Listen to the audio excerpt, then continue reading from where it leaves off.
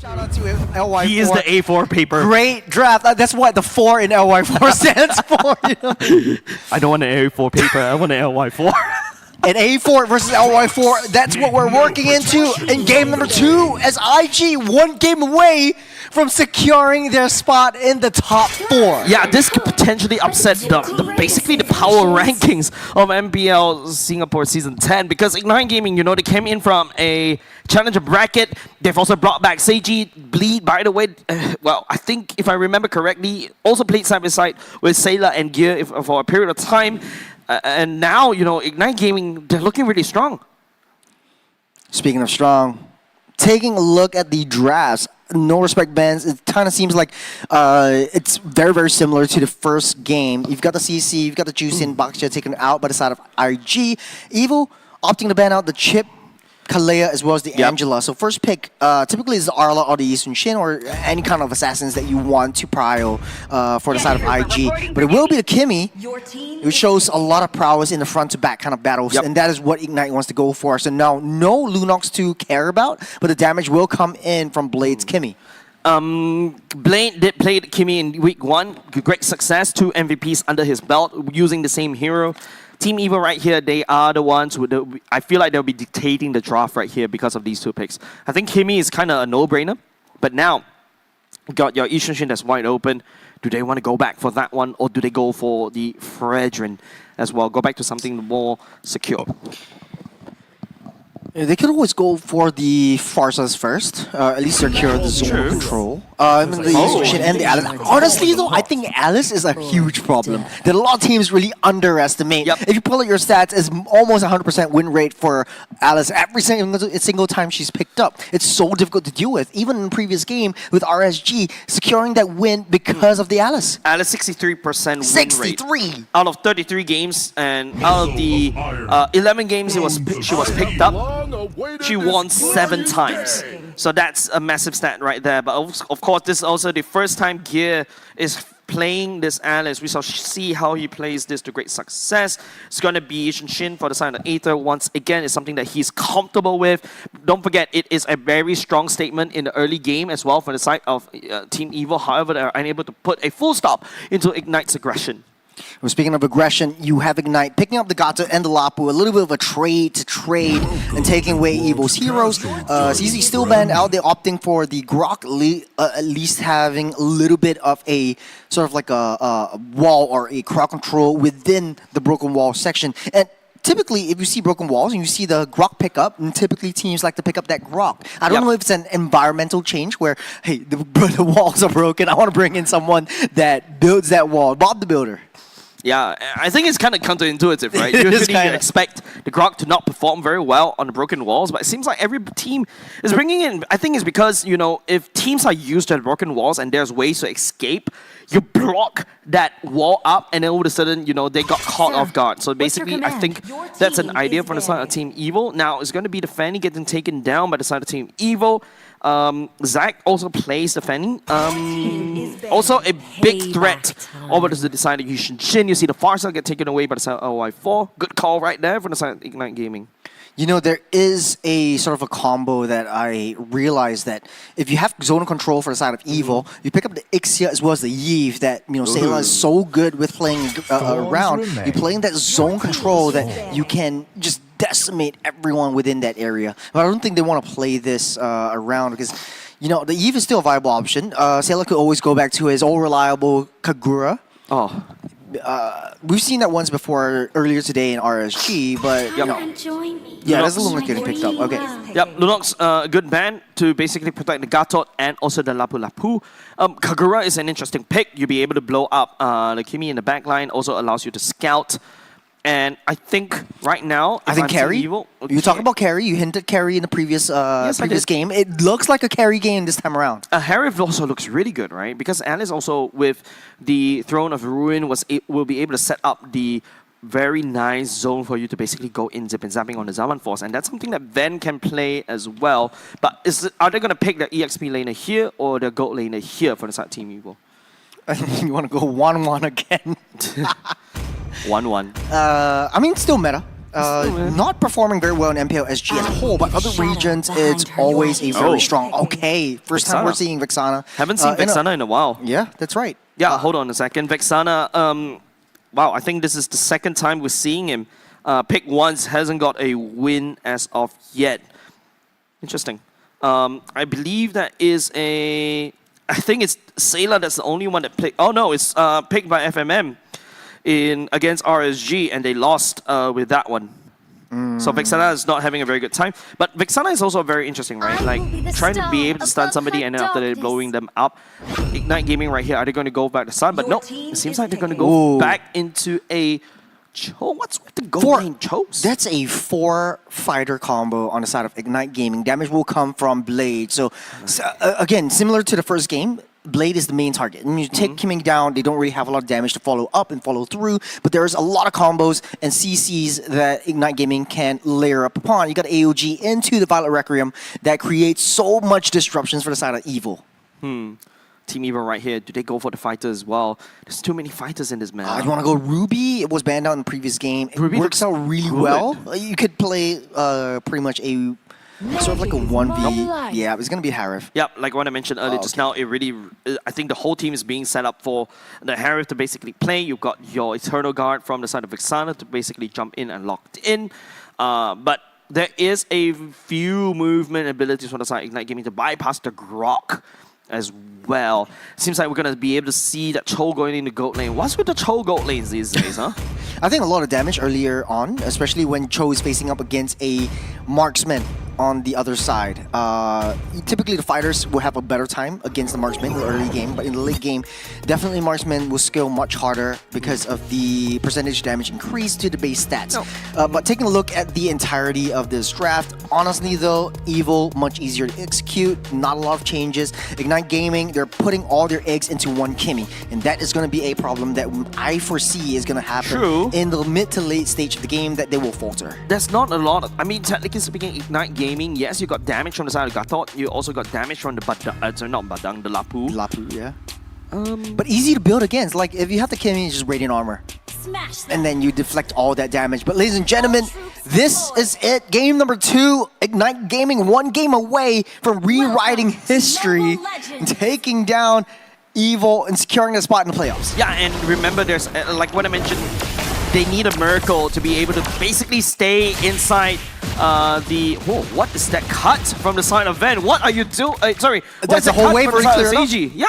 Whole wave already cleared up, already into the orange buff. It's going to be tougher for Aether to come back into this one, because right now they're starting things off.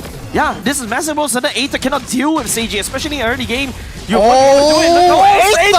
No, that's not exactly how you want to go! First blood given outside Seiji, but that's a massive sacrifice. It's so worth it. It's so worth it for Ignite Gaming. Oh man, and it's a Yishin Shin. Okay, this is why the Cho is picked up. Easy to proc to the walls wave. As well. Broken walls, you can't escape. You can dash out, and it's still level 2 for this Yishin Shin. It's gonna have a tougher time, and you're situating on top of that top quarter in that jungle. And Aether, powerful, taking a lot of damage as well from Blade. And Aether is only having a orange buff. Where did the purple buff go? It's just destroyed because he died, went to the graveyard, and then he came back. Oh, yes. So that's a huge resource already used up for the side of Evil. But he's still able to secure his orange buff, so it's not too bad. But if you take a look, if you compare Zac and also Aether, I think the saving grace is Zac on the Guinevere has a weaker clearing speed as compared to Aether. Aether's already level 4. Out of against all odds, yeah. Crisis averted. Then you gotta have to play it slow just a little bit more, because you know Seiji may be able to do that one. Nice immunity, burns the purifier right off the bat for the side team. But then you gotta stop toying with your life. Pretty ballsy in that move. As Evil just ramping up the aggression once again mid side. Finding onto Blade and also Zac. Massively worth it. Team Evil is not happy. They're picking up a double kill right there. Yummy for the side of Team Evil. 3 men down. I think what happened was Sayla actually used the Terrify into 3 members. You get a Tectonic Charge down to Lord Pit as well, taking Yuta down. And on the top side, you got double backups coming in for the side of Ven. You want to get this Harith up and online as soon as you can for the side of Evil, so that you punish the aggression that Ignite Gaming actually has in the early game. It's 5-1. Yeah.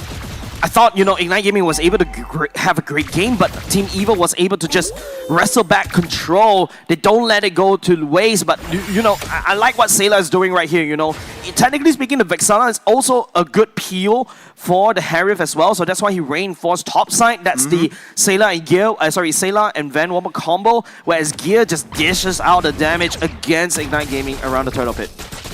Your 3 members down on the mid side as well. Evil playing it safe. They know their core heroes that need to be in the vicinity before they make any big movements.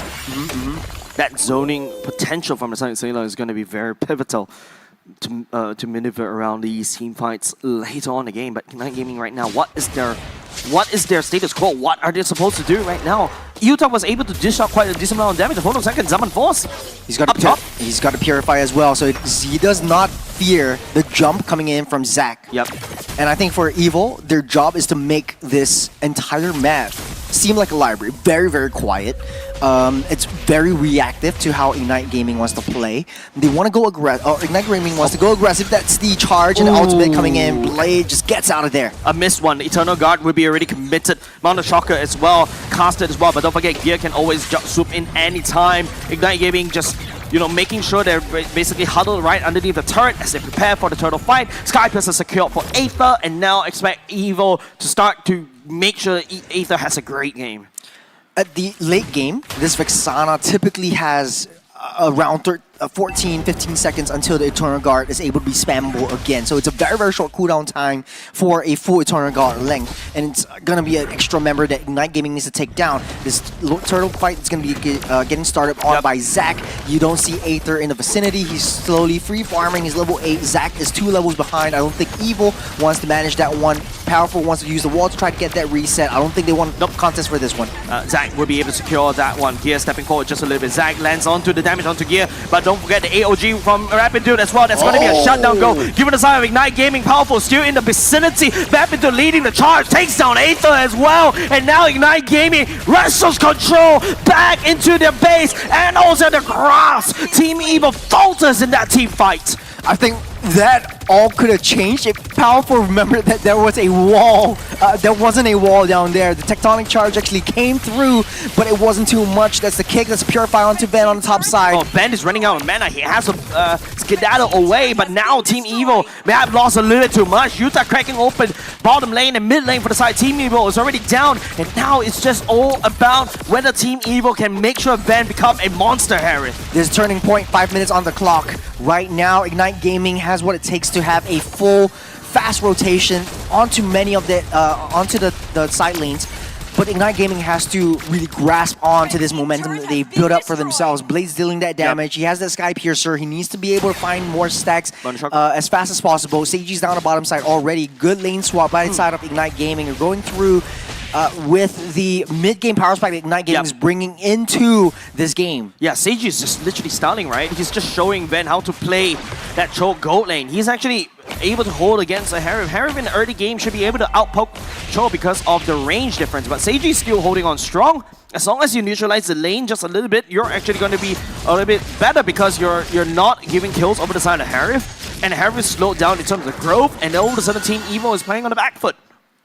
Aether from 2 levels ahead comparing to Zac. It's now even Stevens, and it's a stalemate once again. Ignite Gaming not too far ahead. Sayla's going to be a threat in the late game once the Eternal Guard is free popped.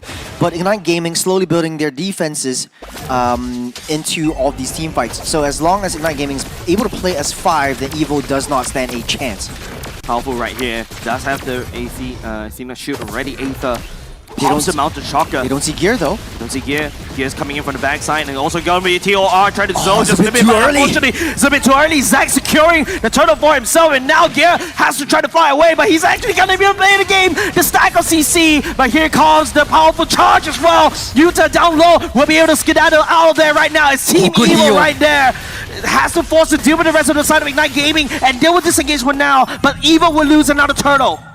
Ignite Gaming is really methodical in how they want to play this. They know that Gear is within the vicinity, but Gear popped the ultimate a little bit too early. No one was trapped up in the thorns, and now Ignite Gaming are still having the upper hand. 1,400 gold lead ahead of Evil. They have that defenses to soak in all these ultimates, and they have that damage coming in from Blade. As long as Blade still stays strong and healthy, then they'll win out 10 out of 10 team fights. Yep. Remember we talked about how Ignite Gaming should not have enough damage, but take a look where Seiji is, right? Just literally Seiji the farmer. But the difference between Seiji and Ash is that Seiji knows the timings to when to push, when to pull back, and when to join these fights, right? But Team Evil, on the other hand, literally getting split apart. The Grok, the Powerful wasn't able to land all these critical ones because it's just Ignite Gaming finding a good tempo against Team Evil.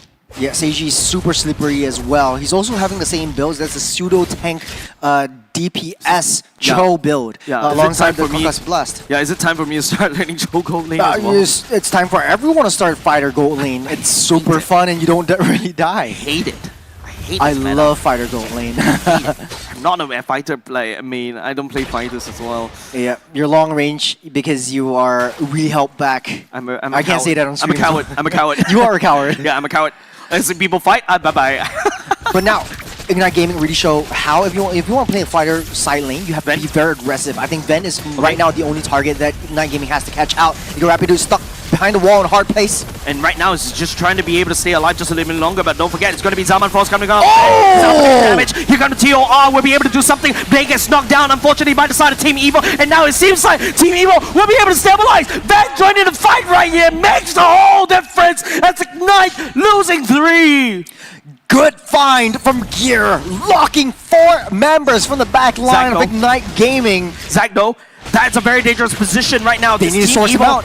I don't think you'll be able to find it out. Zach, Ven knows it. Wickham onto Ven, the hero, but he'll be able to purify out, but not enough. He's actually going down, and now the rest of the members for the side team, he will win. Oh, but here goes Seiji! And Seiji scouts it out. We'll be able to try to find Aether. Aether down low, and Seiji will be focusing. Aether picking up the Lord, but Seiji assassinates him. A very expensive Lord for Team Evil. He found so much time. There's 3 members up ahead from Ignite Gaming, but right now Evil, they have that Lord. It's going to push through onto that top or bottom side. I think it will be the top side in the next probably 10 seconds. Ignite Gaming needs to play it a little bit more safer this time around. The only one they have to watch out for is Gear, but their main target is going to be Ven. Once they have us taken out of the picture, I don't think Aether has the damage to deal anything onto the entire roster of Ignite Gaming. Change Seiji's name. He's not a farmer anymore. He's a homing missile.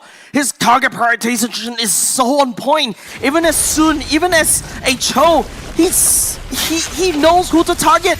You target the jungle, especially when the Lord fight is happening. You target onto Ven because it's output in damage. Man, this is so textbook coming outside. Ignite Gaming, bro!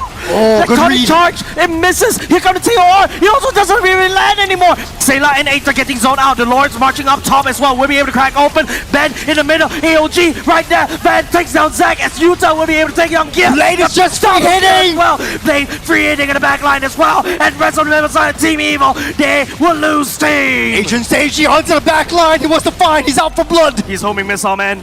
He's a drone strike. He knows. He doesn't know. Powerful got him safe. Right now it's Ven. That might be sandwiched right there. It's a very tricky situation because he doesn't know where where Seiji is. The Lord gets dealt with. It only tickles Ignite Gaming's infrastructure, and that's an enhanced Lord, right? So yeah. Team Evil wasn't able to get much, but 2 first-tier turrets from that one late game. Well, technically mid-late game Lord. It's basically a bad omen. Once you get that Lord, Ignite Gaming is actually retargeting, using the Lord as bait onto the side of Team Evil. The only thing that I have in question is if Ignite Gaming is far ahead, they might not be able to push. They don't really have any long-range potential aside from Blade. Right now, it's all down to Ven, the hero from the side of Team Evil. Is he able to output the damage? He's paranoid. You can see where he's actually landing a first skill. He's paranoid. Everyone's everywhere. This is not dangerous grass. This is just open, broken walls, and he's still checking every single bush. You can't be too safe. Yeah, you can't give yourself to complacency, right? Oh, they know the Gear is right there. That's good read by Zach. Good read.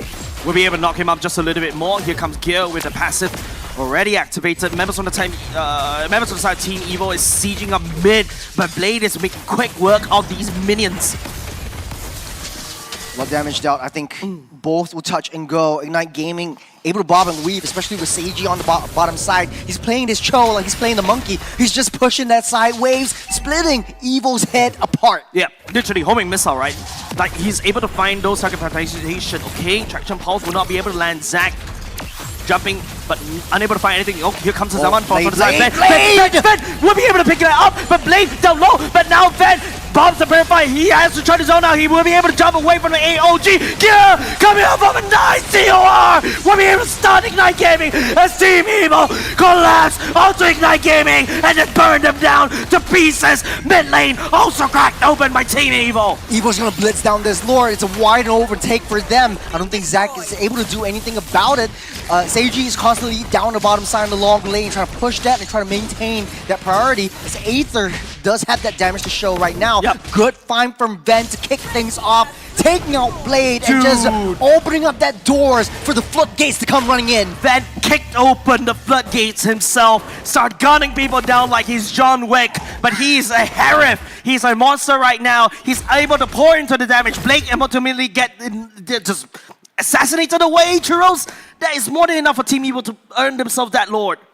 Now Evil, again, slowing down the tempo. They know they need to protect Ven. Ven does have that damage. The only target that Ignite Gaming truly has is basically this Kimmy. And once this Kimmy is out of the picture, Evil will take down every single one of the members because they're all not really damage heroes. They're just, free and wide and open. Agent Seiji! Unable to find on the assassination onto Aether for now, but it's good damage, right? It's good pressure.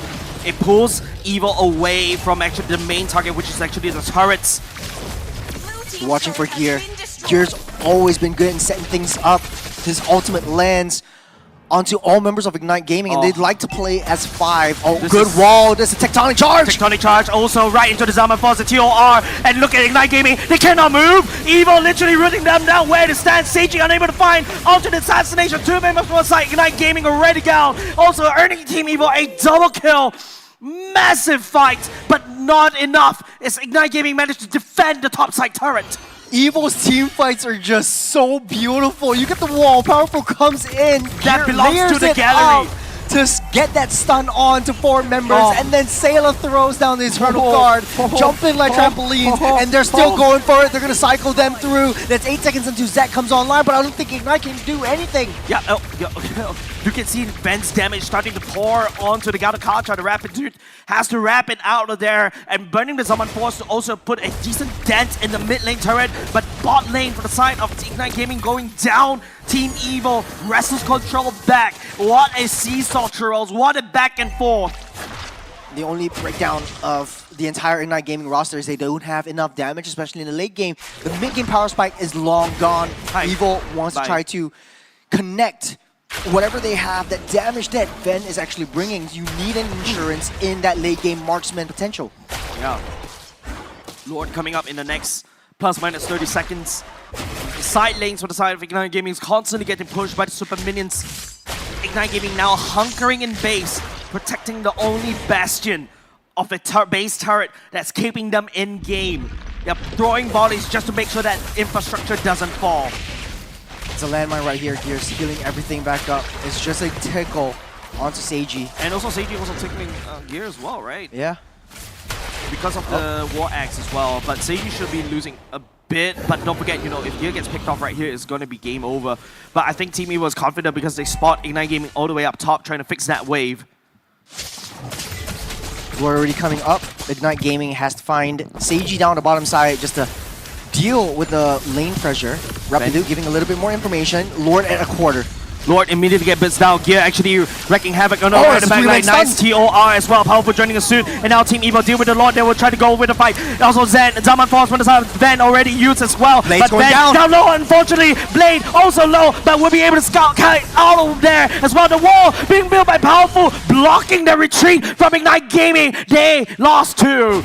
It's so difficult. Good find though by Blade onto Ven. At least that Harif is gone, but you get the Lord marching in. That's 30 seconds. Evil's gonna buy time. They're gonna pause that wave, wait for Ven to come back, and then just throw all their resources onto that throne and bring us to a game number 3. Yeah, once again, Gear setting it up. The wall from the side of Powerful is there, blocking Ven, allowing Ven to have a very good time on the Zaman for zipping around, and now the mid lane already cracked open to find the Bastion for the side. Ignite Gaming already gone.